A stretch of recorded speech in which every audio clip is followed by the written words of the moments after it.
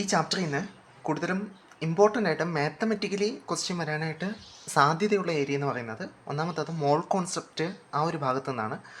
രണ്ടാമത് നമ്മളെ empirical formula അല്ലെങ്കിൽ എംപിറിക്കൽ ഫോർമുല, മോളിക്കുലർ ഫോർമുല ആ ഒരു ഏരിയയിൽ നിന്ന് ക്വസ്റ്റ്യൻ വരാനായിട്ട് സാധ്യതയുണ്ട്. പിന്നെ മാത്തമെറ്റിക്കലി ക്വസ്റ്റ്യൻ വരാനായിട്ട് സാധ്യതയുള്ളത് ലാസ്റ്റ് നമ്മൾ പഠിച്ച കോൺസെൻട്രേഷൻ, അതിൻ്റെ അകത്ത് കോൺസെൻട്രേഷൻ എങ്ങനെ കണ്ടുപിടിക്കും, അതിൻ്റെ അകത്ത് നമ്മൾ കുറേ ഇക്വേഷൻസ് പഠിച്ചായിരുന്നു. മാസ് പെർസെൻറ്റേജ്, മോൾ ഫ്രാക്ഷൻ, അതുപോലെ മൊളാലിറ്റി ഇതൊക്കെ പഠിച്ചായിരുന്നു. അപ്പം ഇതിൽ നിന്നൊക്കെയാണ് മാത്തമെറ്റിക്കലി ക്വസ്റ്റ്യൻ വരാനായിട്ട് സാധ്യതയുള്ളത്. അപ്പോൾ നിങ്ങളുടെ ടെക്സ്റ്റ് ബുക്കിൽ തന്നെ ഉള്ള ഒരു ക്വസ്റ്റ്യനാണ് calculate the molar mass of the following compounds എന്ന് പറഞ്ഞുകൊണ്ട് കുറച്ച് ക്വസ്റ്റ്യൻസ് തന്നിട്ടുണ്ട്.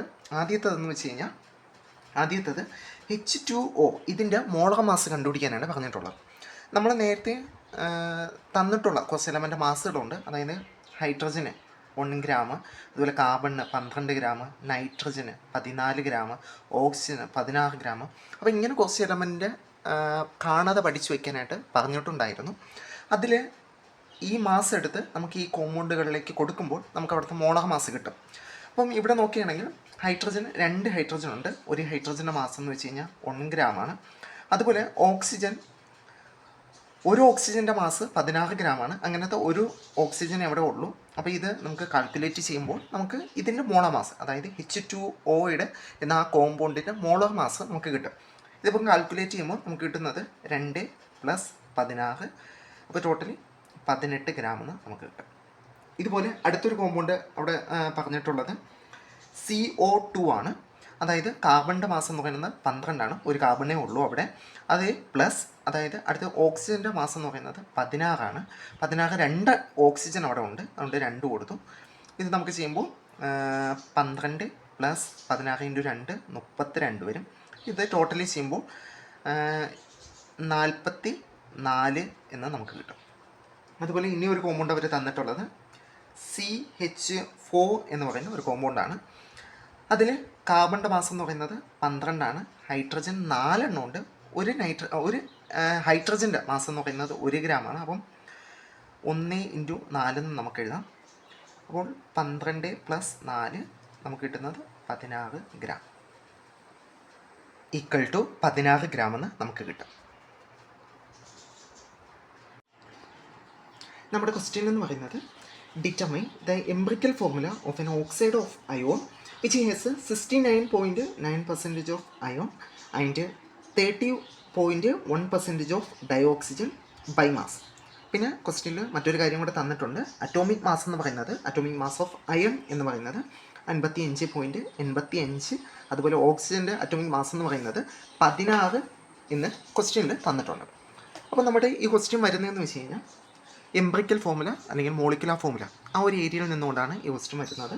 നമുക്കറിയാം എംപിറിക്കൽ ഫോർമുല അല്ലെങ്കിൽ മോളിക്കുലർ ഫോർമുല ഈ ഒരു ഏരിയയിൽ നിന്ന് ചോദിക്കുമ്പോൾ നമ്മൾ സാധാരണ ഈ ഒരു ഏരിയയിൽ നിന്നുള്ള ക്വസ്റ്റ്യൻ നമ്മൾ ചെയ്യുന്നത് വെച്ച് കഴിഞ്ഞാൽ ഒരു ബോക്സ് വരയ്ക്കും.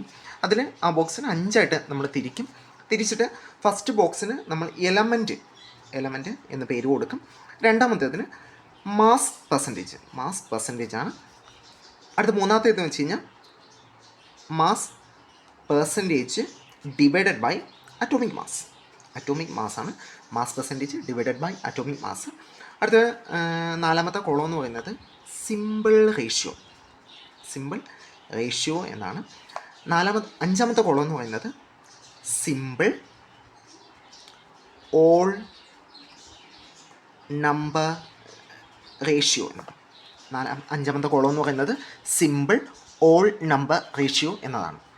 അതായത് ഈ ക്വസ്റ്റ്യൻ അനുസരിച്ച് ഇവിടെ 2 എലമെൻറ്റ്സ് ആണ് പറഞ്ഞിട്ടുള്ളത്. ഒന്നാമത്തത് അയണും അതുപോലെ ഓക്സിജനുമാണ്. അയണും ഓക്സിജൻ്റെ കാര്യമാണ് ഇവിടെ പറഞ്ഞിട്ടുള്ളത്. അയണിൻ്റെ മാസ് പെർസെൻറ്റേജ് ക്വസ്റ്റ്യനിൽ തന്നിട്ടുണ്ട്. എത്രയെന്ന് ചോദിച്ചു കഴിഞ്ഞാൽ 69% ആണ് തന്നിട്ടുള്ളത്. അടുത്ത ഓക്സിജൻ്റെ പെർസെൻറ്റേജ് തന്നിട്ടുള്ളത് 30.1% ആണ്. ഇനി മൂന്നാമത്തെ കോളം എന്ന് പറയുന്നത് തന്നിരിക്കുന്ന മാസ് പെർസെൻറ്റേജിനെ അതിൻ്റെ അറ്റോമിക് മാസ് കൊണ്ട് ഡിവൈഡ് ചെയ്യാം. തന്നിരിക്കുന്ന മാസ് പെർസെൻറ്റേജിന് അറ്റോമിക് മാസ് നമുക്ക് ക്വസ്റ്റ്യനിൽ തന്നിട്ടുണ്ട് എന്ന് പറയുന്നത് 55.85 എന്നാണ്. ഇത് നമുക്ക് ചെയ്യുമ്പോൾ കിട്ടുന്നതെന്ന് വെച്ച് കഴിഞ്ഞാൽ 1.25 എന്ന് നമുക്ക് കിട്ടും. അതുപോലെ ഓക്സിജൻ്റെ കാര്യത്തിലായാലും മാസ് പെർസെൻറ്റേജ് എന്ന് പറയുന്നത് നമുക്കിവിടെ അറിയാം 30.1 എന്നാണ്. അതിൻ്റെ അറ്റോമിക് മാസ് കൊണ്ട് ഡിവൈഡ് ചെയ്യണം. അറ്റോമിക് മാസ് ക്വസ്റ്റ്യനിൽ തന്നിട്ടുണ്ട്, അല്ലാതെയും നമുക്കറിയാം 16 എന്ന് നമുക്കറിയാം. അതുകൊണ്ട് ഡിവൈഡ് ചെയ്യുമ്പോൾ നമുക്ക് കിട്ടുന്നതെന്ന് വെച്ച് കഴിഞ്ഞാൽ 1.88 എന്ന് കിട്ടും. ഇനി ഇതിന് സിമ്പിൾ റേഷ്യോ ആക്കുക എന്നാണ് അടുത്തത് നമ്മുടെ ടാസ്ക് എന്ന് പറയുന്നത്. സിമ്പിൾ റേഷ്യോ എങ്ങനെ ആക്കുന്നതെന്ന് ചോദിച്ചു കഴിഞ്ഞാൽ നമുക്ക് കിട്ടിയ ഈ റിസൾട്ടിൽ ഏതാണ് ചെറിയ സംഖ്യ എന്ന് നോക്കാം. അതിനെ ഓരോരുത്തരെയും കൊണ്ട് ഡിവൈഡ് ചെയ്യാം.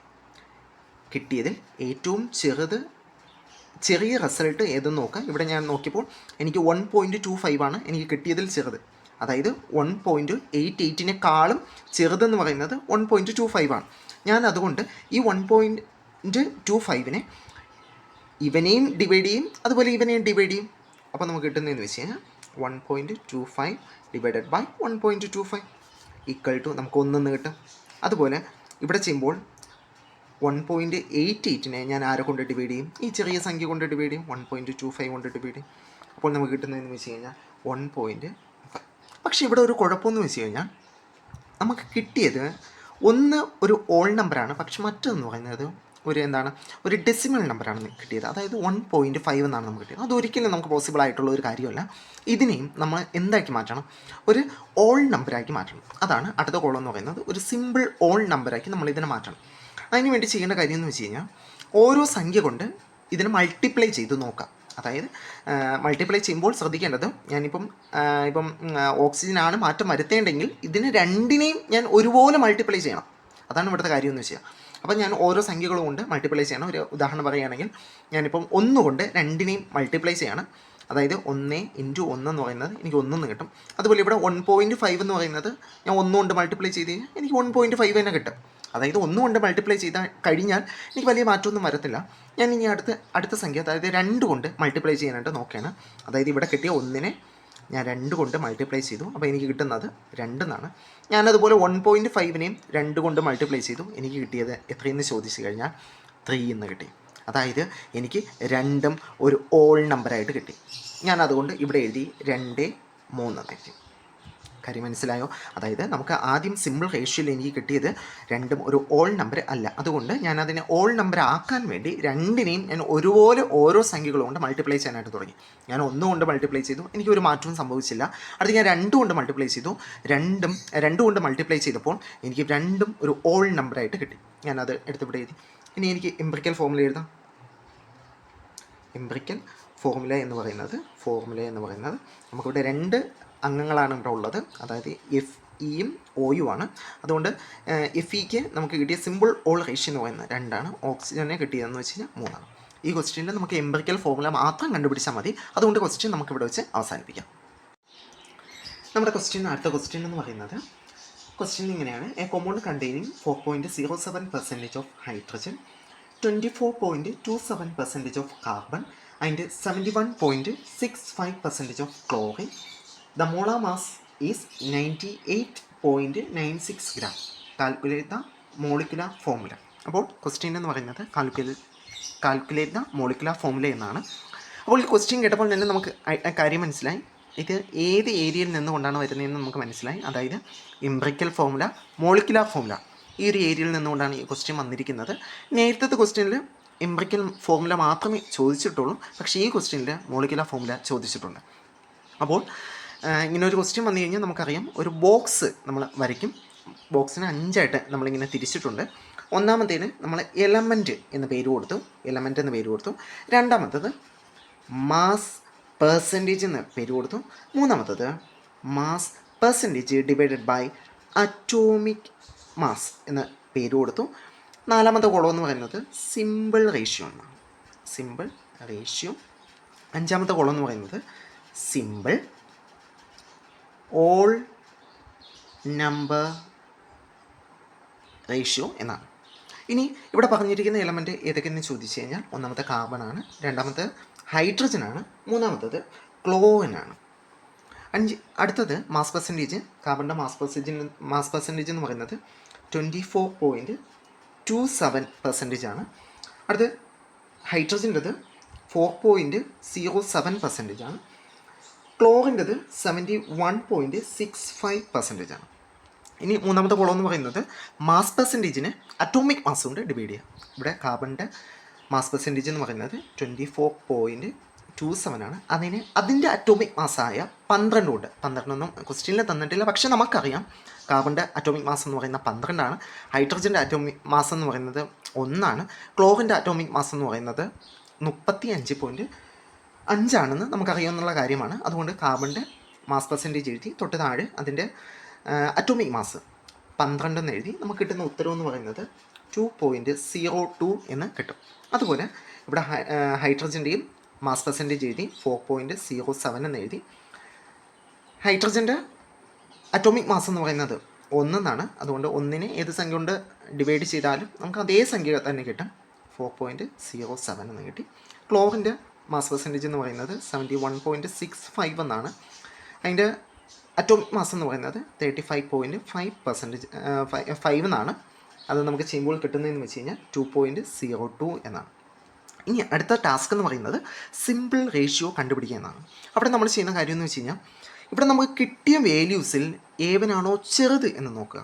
അതായത് ഏതാണോ ചെറുതെന്ന് നോക്കുക. ഇതിൽ ചെറിയ സംഖ്യ എന്ന് പറയുന്നത് 2.02 ആണ്. അതായത് 4.07 ചെറിയ സംഖ്യ എന്ന് പറയുന്നത് 2.02 ആണ്. ഞാൻ അതുകൊണ്ട് ഈ 2.02 ഓരോന്നിനെയും കൊണ്ട് ഡിവൈഡ് ചെയ്യാനായിട്ട് പോവുകയാണ്. അതായത് 2.02 ഞാൻ 2.02 കൊണ്ട് തന്നെ ഡിവൈഡ് ചെയ്യും. അപ്പോൾ എനിക്ക് കിട്ടുന്ന സംഖ്യ എന്ന് പറയുന്നത് 1. അടുത്ത് ഈ 4.07 ഞാൻ ഈ ചെറിയ സംഖ്യയായിട്ടുള്ള 2.02 കൊണ്ട് ഡിവൈഡ് ചെയ്യും. അപ്പോൾ എനിക്ക് കിട്ടുന്നത് 2 എന്നാണ്. അതുപോലെ ഇവനെയും ഞാൻ 2.02 കൊണ്ട് ഡിവൈഡ് ചെയ്യാനായിട്ട് പോകുന്നു. അപ്പോൾ എനിക്ക് കിട്ടുന്ന 1. മുൻപത്തെ ക്വസ്റ്റ്യനിൽ നമുക്ക് കിട്ടിയത് ഇങ്ങനെ ചെയ്തപ്പോൾ ഒരു ഉത്തരം കിട്ടിയെന്ന് വെച്ച് കഴിഞ്ഞാൽ 1.5 എന്നാണ്. അപ്പോൾ അതൊരു ഫ്രാക്ഷൻ അല്ലാത്തത് കൊണ്ടാണ് നമ്മൾ പിന്നെ അതിനെ ഫ്രാക്ഷൻ ആക്കാനുള്ള കാര്യങ്ങളിലേക്ക് കടന്നത്. പക്ഷേ ഇവിടെ നമുക്ക് ഡയറക്റ്റായിട്ട് കിട്ടിയത് എല്ലാം ഓൾ നമ്പേഴ്സാണ്. അതായത് 1, 2, 1 എന്നൊക്കെ തന്നെ ഒരു ഓൾ നമ്പറാണ് കിട്ടിയത്. അതുകൊണ്ട് നമ്മൾ ഇതിനെ വേറെ ഒന്നും ചെയ്യേണ്ടതായിട്ടില്ല. ഇതിനെ ഡയറക്റ്റ് ഓൾ നമ്പർ തന്നെ ആയതുകൊണ്ട് തന്നെ ഡയറക്റ്റ് നമുക്ക് സിമ്പിൾ ഓൾ നമ്പർ റേഷ്യോ എന്ന കോളത്തിലോട്ട് എഴുതാം. 1. ഇനി ഇവിടെ നമുക്ക് കിട്ടിയ എംപിറിക്കൽ ഫോർമുല എന്ന് പറയുന്നത് നമുക്കിവിടെ തന്നിട്ടുള്ള എലമെൻറ്റ്സ് കാർബൺ, ഹൈഡ്രജൻ, ക്ലോറിനൊക്കെയാണ്. Carbon, hydrogen, chlorine. കാർബൺ നമുക്ക് 1 കിട്ടി, ഹൈഡ്രജൻ നമുക്ക് 2 കിട്ടി, വീണ്ടും ക്ലോറിൻ നമുക്ക് 1 കിട്ടി. അപ്പോൾ ഇതാണ് നമ്മുടെ എംപിറിക്കൽ. പക്ഷേ ക്വസ്റ്റ്യൻ ഇവിടെ തീരുന്നില്ല. നമുക്കിനി കണ്ടുപിടിക്കേണ്ട കാര്യം എന്ന് വെച്ച് കഴിഞ്ഞാൽ മോളിക്കുലാർ ഫോർമുലയാണ് നമുക്ക് കണ്ടുപിടിക്കേണ്ടത്. എന്താണ് മോളിക്കുലാർ ഫോർമുലയാണ് നമുക്ക് കണ്ടുപിടിക്കേണ്ടത്. അതിനായിട്ട് എംപിറിക്കൽ ഫോർമുല നമുക്കറിയാം. ഇനി അടുത്ത് കണ്ടുപിടിക്കേണ്ടതെന്ന് വെച്ച് കഴിഞ്ഞാൽ എംപിറിക്കൽ ഫോർമുല മാസ് നമ്മൾ കണ്ടുപിടിക്കണം. അതായത് എംപിറിക്കൽ ഫോർമുലയിൽ നമുക്ക് കിട്ടിയ അതിൻ്റെ മാസ് നമ്മൾ കണ്ടുപിടിക്കണം. കാർബണിൻ്റെ മാസ് എന്ന് പറഞ്ഞാൽ ഒരു കാർബണിൻ്റെ മാസ് 12. അങ്ങനത്തെ എംപിറിക്കൽ ഫോർമുലയിൽ ഒരു കാർബണാണ് നമ്മുടെ കയ്യിലുള്ളത്. ആ ഒരു കാർബൺ ഇൻറ്റു 1 പ്ലസ് ഹൈഡ്രജൻ്റെ മാസം എന്ന് പറയുന്നത് 1. അങ്ങനത്തെ 2 ഉണ്ട്. പ്ലസ് ക്ലോറിൻ്റെ ഒരെണ്ണത്തിൻ്റെ മാസം എന്ന് പറയുന്നത് 35.5. അങ്ങനത്തെ 1 ഉണ്ട്.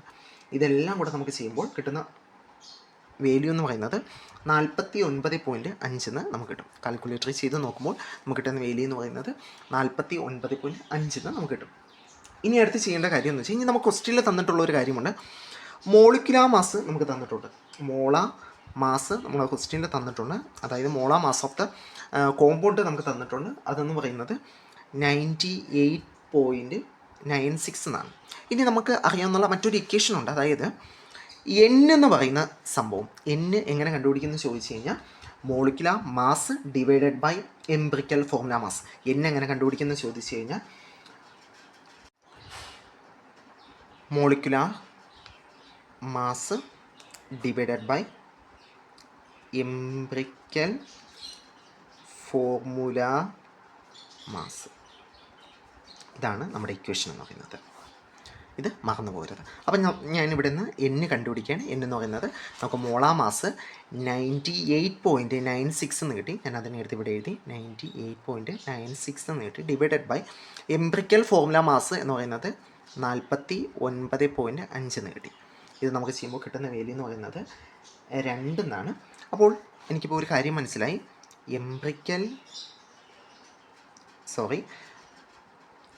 മോളിക്കുലാർ ഫോർമുല എന്ന് പറയുന്നത് n ഇൻറ്റു എംബ്രിക്കൽ ഫോർമുല എന്നാണ്. ഇതും മറന്നു പോകരുത്. അതായത് എനിക്ക് നേരത്തെ കിട്ടിയ എംബ്രിക്കൽ ഫോർമുലയുടെ കൂടെ ഒരു n കൊണ്ട് മൾട്ടിപ്ലൈ ചെയ്താൽ എനിക്ക് മോളിക്കുലാർ ഫോർമുല കിട്ടും. അങ്ങനെയാണെങ്കിൽ എനിക്ക് ക്വസ്റ്റ്യനിൽ കണ്ടുപിടിക്കേണ്ട കാര്യം എന്ന് വെച്ച് കഴിഞ്ഞാൽ മോളിക്കുലാർ ഫോർമുല ആയിരുന്നു. അപ്പോൾ മോളിക്കുലാർ ഫോർമുല എന്ന് പറഞ്ഞു കഴിഞ്ഞാൽ മോളിക്കുലാർ ഫോർമുല എന്ന് പറയുന്നത് n നമുക്ക് കിട്ടിയത് എത്രയാണ്? 2 ആണ്. 2 ഇൻറ്റു CH2Cl. CH2Cl എന്ന് പറയുന്നത് നമുക്ക് നേരത്തെ കിട്ടിയ എംബ്രിക്കൽ ഫോർമുലയാണ്. അപ്പോൾ അതിനെ 2 കൊണ്ട്, അതായത് n കൊണ്ട് മൾട്ടിപ്ലൈ ചെയ്യുന്നു. അങ്ങനെ മൾട്ടിപ്ലൈ ചെയ്യുമ്പോൾ C2H4Cl2, അതായത് 2നെ ഓരോന്നിനും കൊണ്ട് ഞാൻ എന്ത് ചെയ്യണം? മൾട്ടിപ്ലൈ ചെയ്യുമ്പോൾ നമുക്ക് കിട്ടുന്ന ഫോർമുലയാണ് മോളിക്കുലാർ ഫോർമുല എന്ന് പറയുന്നത്. ഇതാണ് നമ്മുടെ ആൻസർ എന്ന് പറയുന്നത്.